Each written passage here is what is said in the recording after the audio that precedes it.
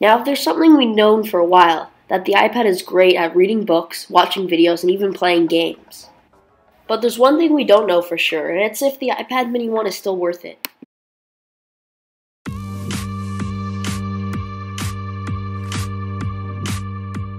Now, when looking at a product or reviewing it, I always like to look at the unboxing experience, the operating system, the design, and the price, and also sometimes looking at the competitors to see what you can get.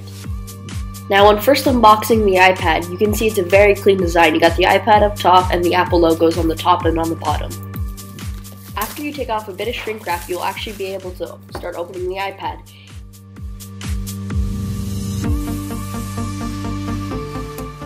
After you take the iPad out of its casing, you'll be presented with a manual which I'm sure has very important stuff in it, but really I don't care to read it. After that, you're presented with your charger and your power brick, which are very important and actually charge pretty fast. Then of course, last but not least, you get the iPad. Good thing to note is this does not come with headphones. So overall, in my opinion, the unboxing experience was pretty good. Now let's move on to the operating system, which is iOS 8. Now for the operating system, there's not really much I can say. It works the same as on really any other iPad. The original operating system, iOS 6, debuted on the iPad mini. Now, one thing I gotta say that I've really noticed is the iPad does really start to lag when going to the App Store.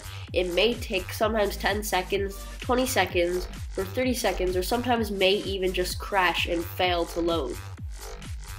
Now onto the design, which is one of my favorite parts of the iPad. Now as you can see here, we have the back of the iPad. It's a black iPad, so you can see it's very nice and very slate. Now right here we have the front of the iPad.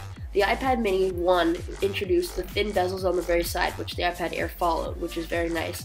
And as you can see right here, I showed the thinness of how thin the iPad is. It's very thin and not thick at all. Here's a comparison right now. So what I'm putting the iPad mini up against is a MacBook Air 2013 inch. So look at, you can see it's almost flush, and I think the iPad mini is even a bit thinner than that. That's pretty insane. Also, another thing to point out is the iPad mini 1 does not have a Retina display. For me, this doesn't bother me, but on the iPad 2, it's definitely a lot more noticeable.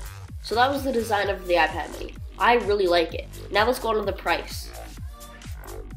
Now if you buy the iPad mini 1 from Apple, you're going to be paying $279, which is a bit overpriced, but if you go to Walmart, you can see that it's $215. That is pretty insane. That's a very good price. I don't know how long it's going to last, but you guys better go check out walmart.com as soon as possible.